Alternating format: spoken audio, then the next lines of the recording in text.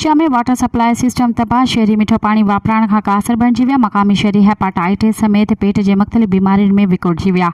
शहरियुनि पारां सरवरी जमाई जी रूहानी पेशवा MNA मखदूम जमीलुज़्ज़मा खां फौरी तौर नोटिस वठण जो मुतालबो।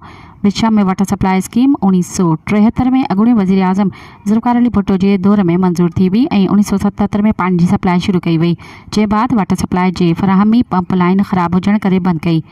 वाटर सप्लाई टांकी तोड़े तबाह कई हुई, जॾहिं त शहरी खारो पानी ज़हरीलो इस्तेमाल करण सबब हेपाटाइटिस, खारिसाई, कैंसर, पेट जी मुख़्तलिफ़ बीमारियुनि में मुब्तला थियण लगा।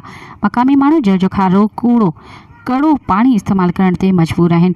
शहरियुनि सरवरी जमाई जी रूहानी पेशवा MNA मखदूम जमीलुज़्ज़मा MPA मखदूम महबूबुज़्ज़मा खां मुतालबो कंदे चयो आहे त विचा में वाटर सप्लाई सिस्टम बहाल कराए शहरियुनि खे जल्द खां जल्द वाटर सप्लाई जो साफ़ मिठो पानी फ़राहम कयो वञे। मज़ीद ख़बरनि ऐं तफ़सीलात लाइ विज़िट कयो असांजी वेबसाइट www.awamiNewsHD.com ऐं ॾिसंदा रहो अवामी न्यूज़ HD।